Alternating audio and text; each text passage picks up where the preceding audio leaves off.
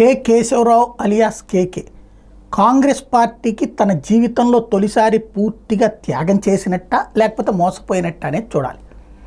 వాస్తవంగా ఒకప్పుడు సిడబ్ల్యూసి సభ్యుడు ఆయన, అద్భుతమైనటువంటి స్థాయి అయింది.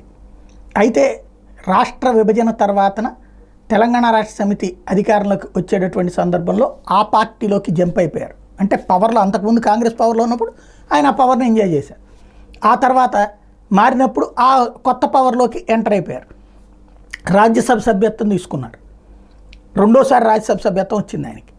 అయితే ఈ దఫా ఆయన బీఆర్ఎస్ అధికారంలోకి దిగేటప్పటికి రాజీనామా చేసేసి అవతలకి మళ్ళీ వెళ్ళి కాంగ్రెస్లో చేరారు. కాంగ్రెస్ అధికారంలోకి వచ్చిన సందర్భం తన కుమార్తెకి మేయర్ పదవిని కన్ఫామ్ చేసుకున్నారు. అంతకుముందే ఉన్నటువంటి పదవి పోకుండా చూసుకున్నారు.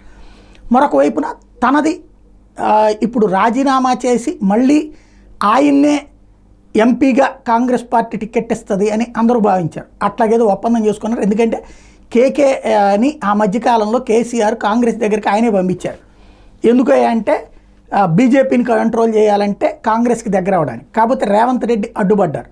దాంతో కేకే ఈలోపు పాత రిలేషనే కాబట్టి ఖర్గేతో బాగా క్లోజ్ ఉంటారు కాబట్టి తను ఆ స్నేహాన్ని మెయింటైన్ చేసి కాంగ్రెస్ అధికారంలోకి రాగానే రాజీనామా చేసి చేసుకొచ్చారు.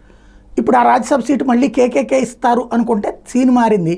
అభిషేక్ మను సింఘ్వి కాంగ్రెస్ పార్టీ తరపున లాయరు, ఆయనకి ఇచ్చారు. ఇప్పుడు అంటే అభిషేక్ మను సింఘ్వి ఇప్పుడు అక్కడి నుంచి ఎన్నిక కాబోతున్నారు. అంటే కేకే చాయిస్ కోల్పోయినట్టు.